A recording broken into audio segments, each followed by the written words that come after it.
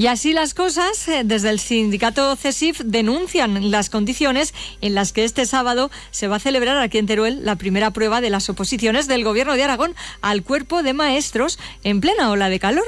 Y es que el caso es diferente porque hace unos minutos escuchaban a nuestro compañero Luis Puyuelo diciendo que en la provincia de Zaragoza los exámenes se iban a hacer en aulas climatizadas. Aquí en Teruel no.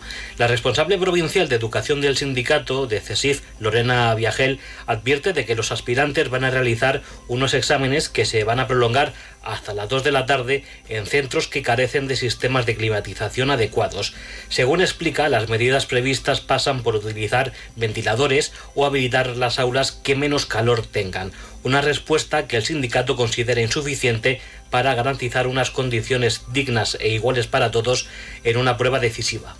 Desde CESIF consideramos y llevamos reivindicando que los opositores tienen que realizar las pruebas en condiciones climatológicas adecuadas. En los centros en los que se va a realizar, no disponemos de estos servicios. Se hará uso de ventiladores, o según el director provincial dijo que se habilitarían las salas que menos calor tuviesen en esas horas.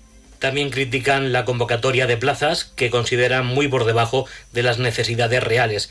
Lorena Viagel sostiene que la oferta es insuficiente para absorber la elevada demanda y recuerda que en Teruel hay alrededor de 1.600 personas inscritas entre las especialidades de inglés, música y audición y lenguaje. Aunque finalmente suele presentarse un tercio menos de los aspirantes, el sindicato insiste en que la convocatoria va a volver a dejar a numerosos candidatos sin plaza y cuestiona la objetividad del actual sistema selectivo. Nosotros no estuvimos de acuerdo en la convocatoria de plazas, son bastante escasas para la demanda que hay. Creo que se van a quedar muchos a la espera y aparte de que las pruebas a realizar, consideramos que no son nada objetivas, que hay una gran cantidad de opositores.